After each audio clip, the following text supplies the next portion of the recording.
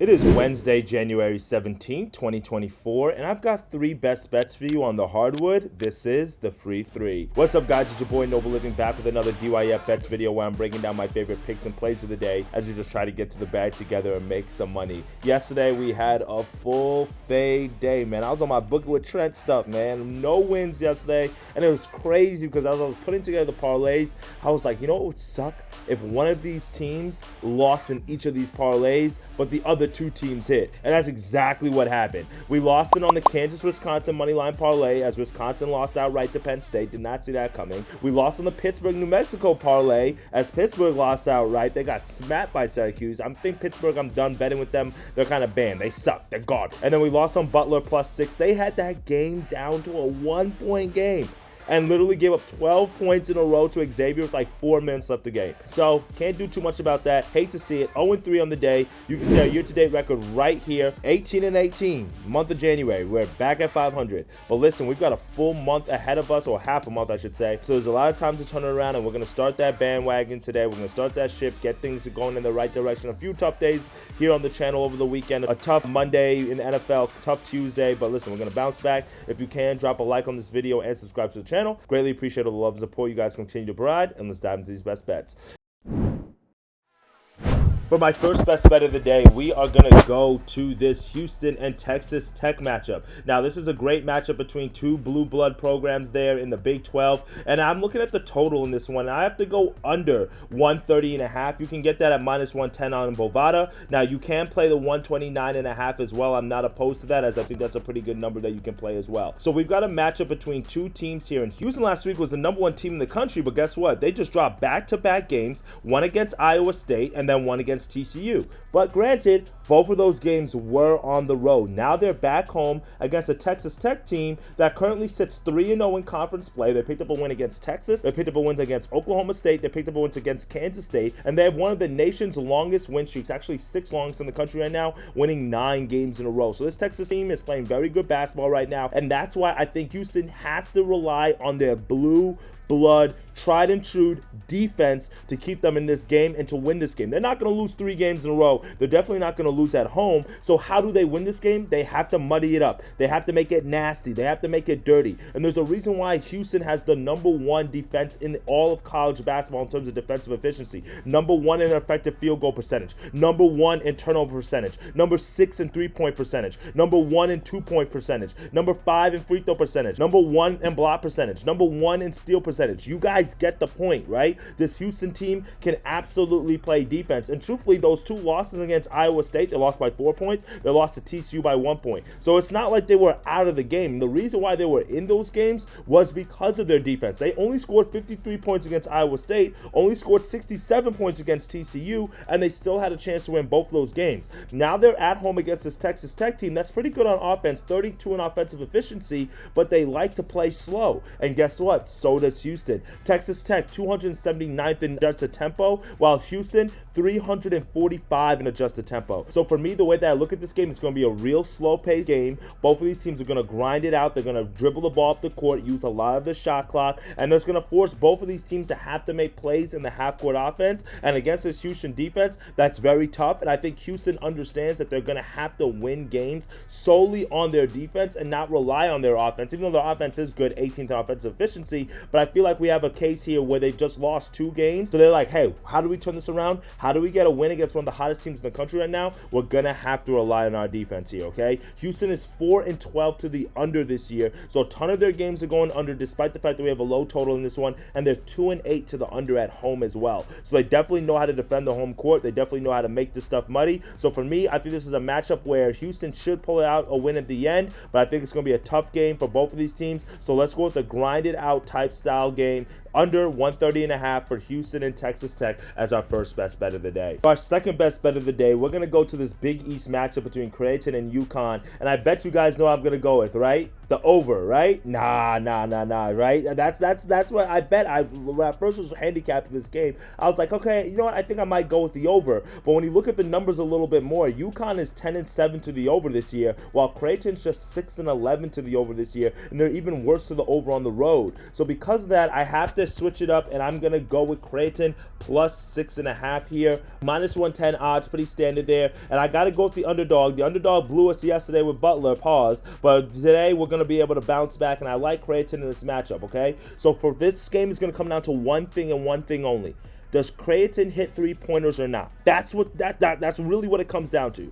Because Creighton lives and dies by the three, but UConn can't defend the three for shit. Creighton ranks in the top 7 in three-point attempt rate, and they hit on about 36% of their three-pointers. That's 70th all of college basketball. Meanwhile, UConn struggles mightily against defending the three-point line. The Huskies are ranked outside the top 100 in open three rate on defense, shot quality given up on defense, and opponents are shooting over 34% on the outside against the Huskies. Overall, they're ranked 229th in three-point defense. That's absolutely awful, especially when you keep in mind that UConn is one of the top teams in the country, and that's not what you're expecting, especially for a team that's ranked 45th in defensive efficiency. They guard the two-pointers really well, 4th in two-point percentage, but again, 229th in three-point percentage. But do you know why they defend the two-pointers so well? Is because they've got the big man down low, Donovan Clingan, who's 7'3". He keeps that paint muddied up. He's a big boy. He can grab the rebounds. That's why they defend the two so well, and maybe that's why they don't defend the three so well, because maybe he doesn't come out and defend some of those three-pointers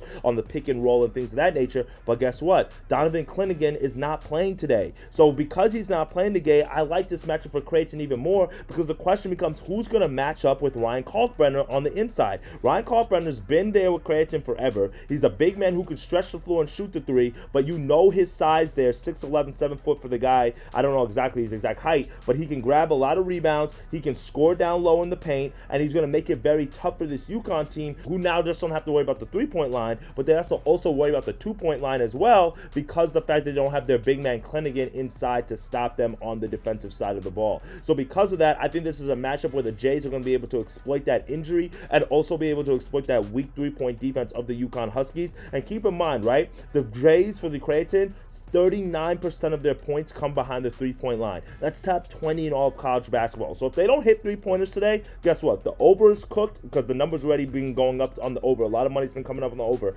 So if they're not hitting threes, the over is cooked, and guess what? This number is cooked. The reason why I like Creighton here is because this is a Big East game. You're playing the #1 team in the country. It's on Fox Sports 1. Everybody's going to wake up for this game. You're going to play hard in this matchup. You have a chance to pick up a big road win. And then also keep in mind, and I heard this from Matt Peralta on Betting Pros this morning, he gave a nice little stat. The head coach for Creighton, Craig McDermott, he's 6-1 all-time against UConn, 6-2 all-time against Dan Hurley, the head coach for UConn, and all 7 games between these two programs have been decided by single digits. So that was just like a little stat that I heard this morning that I was like, oh, I like that. That kind of helped get me over the hump with Creighton today. I know we got burned on the plus point value, but I think this is a game that Creighton can win outright. But I think it's going to be a very tough game, especially with the matchup with Donovan Clingan being out with that injury for UConn. And I think this is just a game where Creighton is going to be able to exploit the weak three-point defense by UConn. They live and die by the three, so this is a game where I expect them to live by it. And so let's hope they hit some three-pointers, and let's cash in as Creighton plus 6.5 as our second best bet of the day. Now for our third and final best bet of the day, I'm going to go over to the NBA. I'm going to start easing my way back into NBA a little bit. So you know me, if I'm losing in one game sport, I got to switch, I got to pivot. You got to always keep it fresh and clean. And I'm going to go with a player prop in this one. I'm going to go with the guy who just got traded to Toronto Raptors a few weeks ago. And I'm going to go with RJ Barrett, over 6.5 rebounds.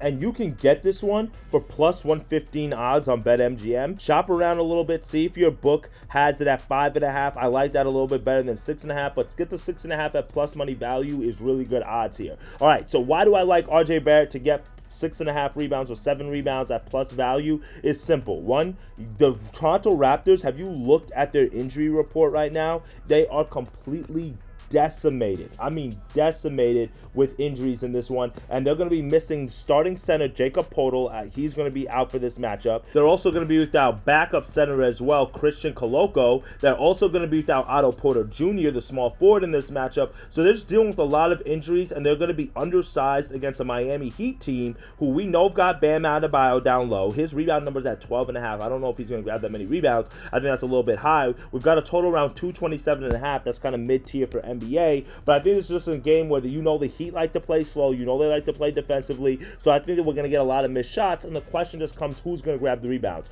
With no Podol today, with Siakam on the trade block, he hasn't really been grabbing that many rebounds. You never know what type of performance you're going to get from Scotty Barnes. Scotty Barnes one day will give you 11 rebounds. The next day he's going to give you 4 rebounds. You don't know what he's going to do. So for me, I think RJ Barrett is the most reliable option here because of how he's been performing since he's been traded to Toronto. In 8 games since he's been traded to Toronto, he's gone over this total in 5 of the 8 games. You love to see that. In his last game, he grabbed 9 rebounds against the Celtics. Even earlier this week, he grabbed 7 rebounds against the Jazz, even though he only had 4 points. You love to see that. He grabbed 10 rebounds against the Clippers last week. He grabbed 7 rebounds against the Grizzlies. He grabbed 9 rebounds against the Cavaliers. All these teams, to me, are kind of similar to the Miami Heat. More defensive-minded teams, more slower-paced teams, not teams that are getting up and down the court shooting a ton of shots. And I think RJ Barrett has the ability to exploit this angle today because the question just becomes who is going to grab these rebounds for the Toronto Raptors. And RJ Barrett's been playing a ton of minutes. 36 minutes last game against the Celtics, 30 minutes against the Jazz, and that was a blowout.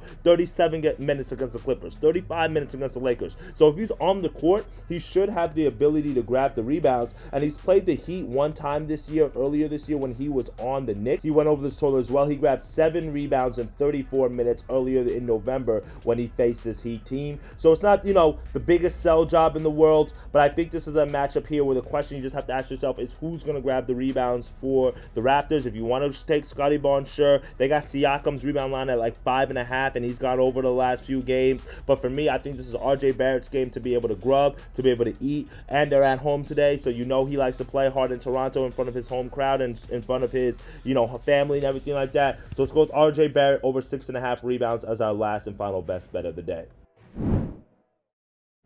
Well, that's it for me today, my friends. 3 best bets, 3 winners that are coming your way on this Wednesday card slate. We're going to go with the Houston and Texas Tech under 130.5. You can play the 129.5 if your book has that as well. We're going to take Creighton plus the points at plus 6.5. And then we're also going to go with RJ Barrett over 6.5 rebounds as our final best bet of the day. For more picks and plays and other player props and angles that we're looking at in college basketball, NBA, and I'm going to start dropping some Australian Open tennis plays as well. Make sure you click the link in the bio, join our free door score group where you can get all those other winners. All right, my friends? Appreciate all the love and support. We'll be celebrating a sweep, and we'll be back tomorrow. Later, guys. Let's get to that cheddar. Dictate your fate. Let's get to that money. Later, gang.